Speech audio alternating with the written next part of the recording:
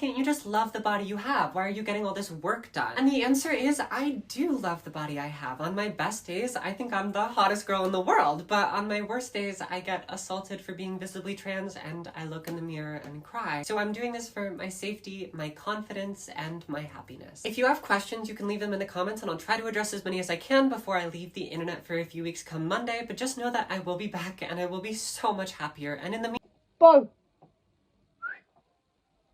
What are you doing? Hello. Hello, baby.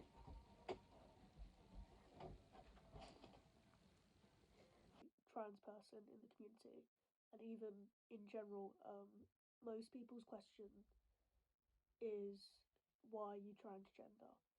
Why did you choose to change? And I feel like that's where some hatred can stem from, through not understanding why someone wants to change their gender.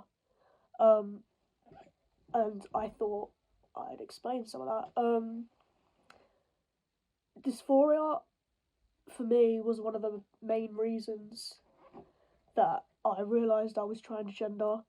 I feel like the dysphoria got so bad where I hated my chest so much that the only option was to wrap tape around myself and have this tape around my body, my chest, for hours, days at a time. There are people among us who want to remove the T from LGBT.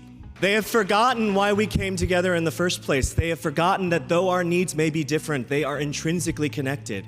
And now it is not enough to be out and proud. The importance of visibility has stretched far beyond that. It is more important than ever that we are seen standing up for everyone in our big, beautiful collective, because we are everywhere, across every issue.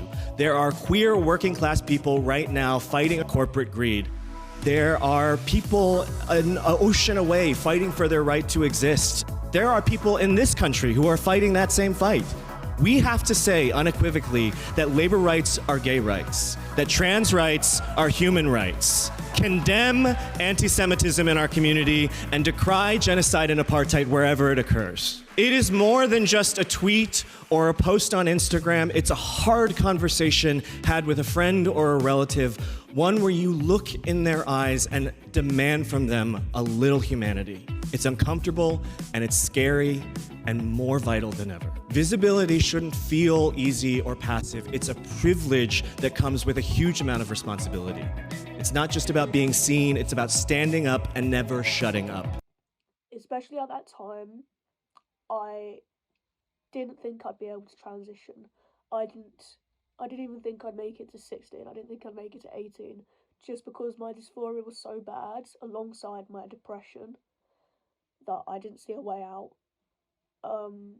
A way of coping with this all, a way of living my life as a transgender man safely.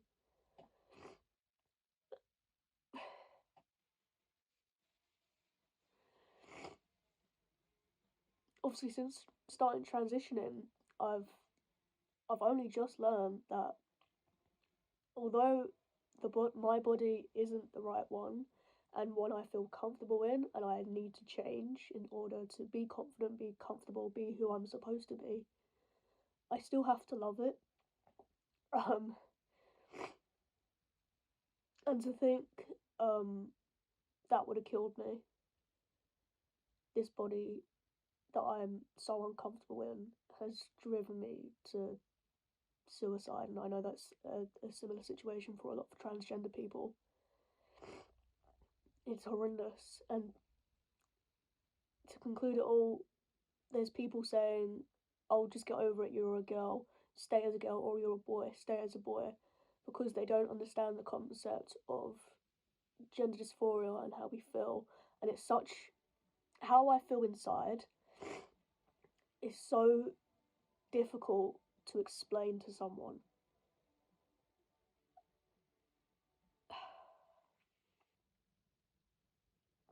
People are very afraid of change.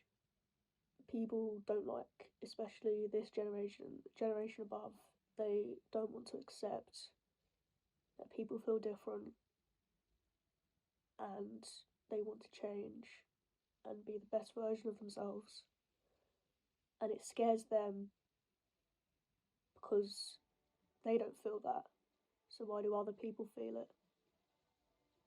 I came out as transgender when I was 15. I'd get constantly harassed in secondary school. It really was just because people didn't want to understand me. They didn't want to understand how I felt about myself, and I hated it. And only until recently, I'm 18 now, obviously, so it's been 3 years, so I've had a lot of time to think about it. Although as a human, I care about other people's feelings, I've realised that if they don't want to change and want to understand how I'm feeling, there's nothing I can do about that. That's their problem to deal with. And at the end of the day, they're not me. They will never experience how I feel in my body and why I feel the need. Just not even feel the need, but just why I on the inside feel a boy. They will never understand that because this is me. No one's ever going to really understand, except for other people in this community, which I care for so much, how it feels to be transgender.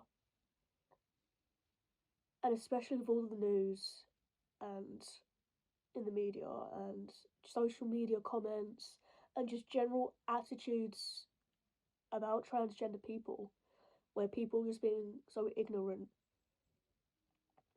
It hurts, obviously. And I want to change that. I just want to show people an understanding of how it is to live being transgender with everyday life, to try and call out their ignorance and educate people on this. I shouldn't have to educate people as an 18-year-old. I shouldn't have had to educate people as a 15-year-old or a 16-year-old. There are kids younger than me having to educate other people on how they feel and how they should act. And that's not fair, but people aren't going to change. People don't understand, and that's okay. New information, people are scared by new information.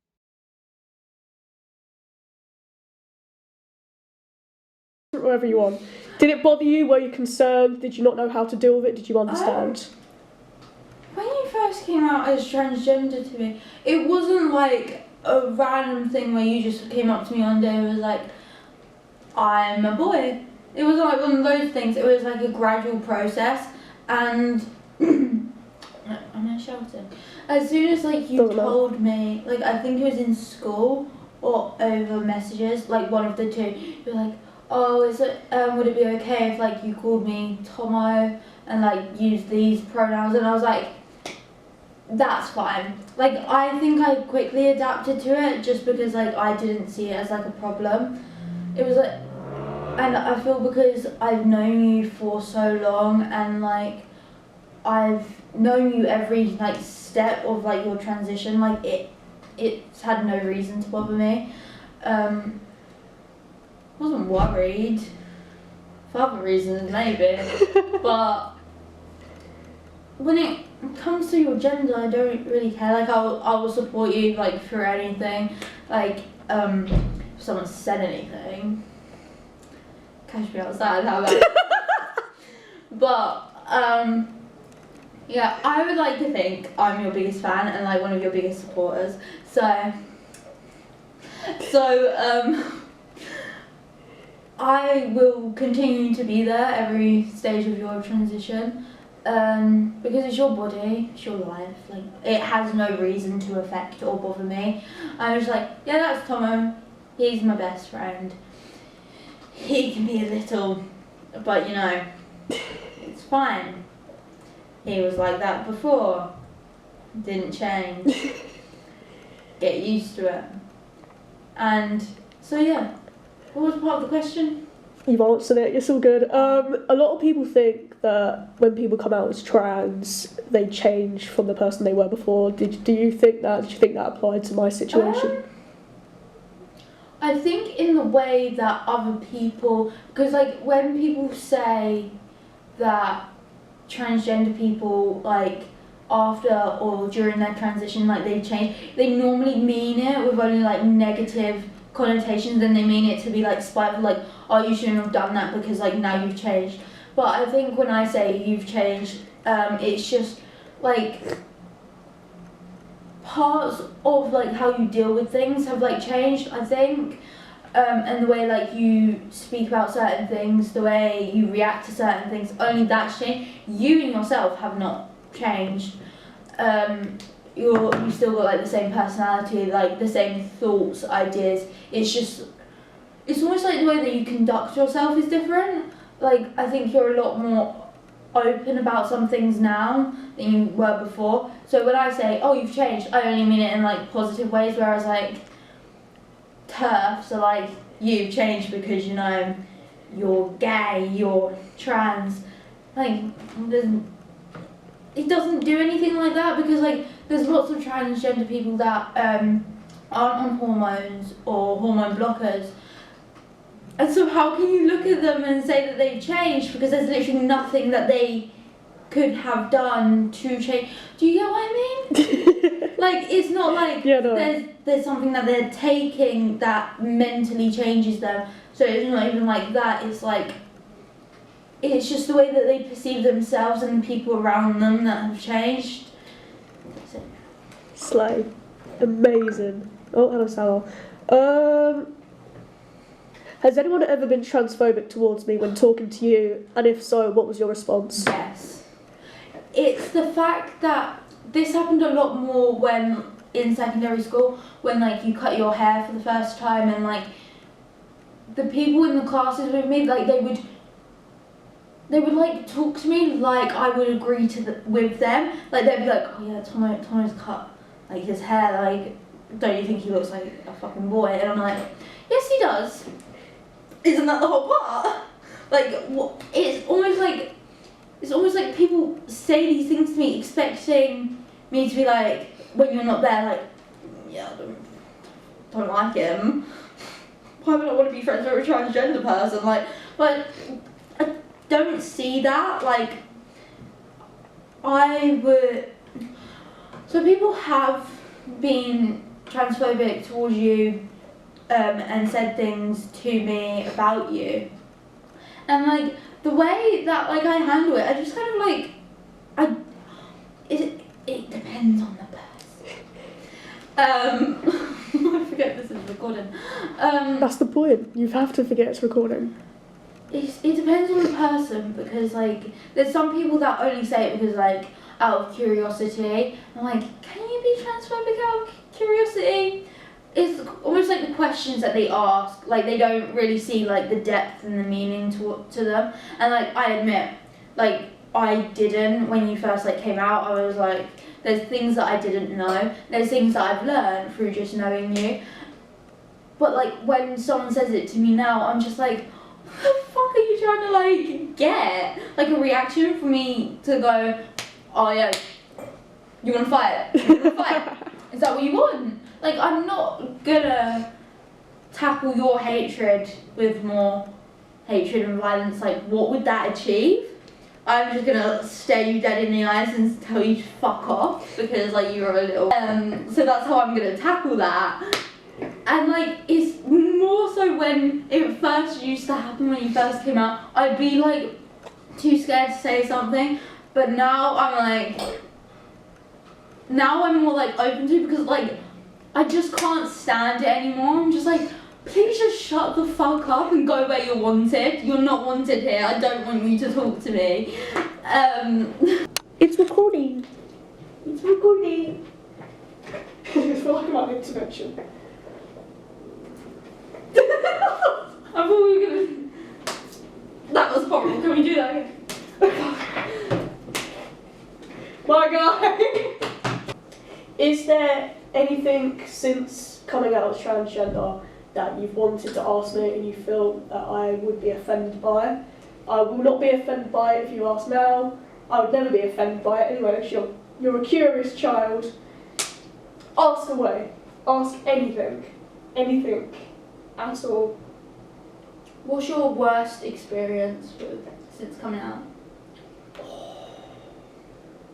I can tell you one That experience. wasn't going to be the question, but Yeah, that was a good one. So I can give you one experience. You were there with me, I'm pretty sure. Well, I think of my worst one. I'll give you this one. Breaking the fourth wall. Stop! When we came back from London Pride. Oh. Yeah. First of all, we were on the train. Yeah. I was wearing my binder, my cowboy hat, and just cargos. And we were on the train, and there was a guy opposite us that was filming me on his phone, just laughing at me. And then it happened when I got off the train at my train station. We were walking, and some like 14-year-old, 13-year-old just said gay pride or something, just sounded really sarcastic towards me when I was walking past. I remember after that I took my cowboy hat off, I put my hoodie back on, and it was just really sad because I had come back from a parade where I felt so safe and accepted, straight back into my hometown where I was like, oh, I can't really be as proud and out anymore. But my worst experience so far has probably been my dad, which is quite a difficult topic. I never came out to my dad. My mum outed me to my dad. I knew it'd go wrong, so I didn't want to come out to him myself. It was days of just arguing. I stopped talking to him for days, and he just switched and got really angry at me for it. And he's still really transphobic, even a year and a half after this. After he originally found out, he still dead names me. He still refuses to believe that I am he knows I'm transgender, but he refuses to accept me for how I am. He's made fun of the testosterone that I take. Yeah. When he found it. That is probably That scared me. That is probably the worst, because it just makes me go, I can't wait to leave. I never really liked my dad anyway. My siblings, we don't really like my dad, and living with him is quite difficult. And I feel since coming out as well, it's just got a lot worse. Yeah. And I just can't wait to just cut him out of my life and just, live my best life. Your dad's scary. My dad is scary. I don't like my dad. He is a horrible man, but we have to. There's nothing I can do except just live with him until I can cut out my life. What do you think the next stage in your transition is? Okay. Okay. Daniel, listen up. Shut up!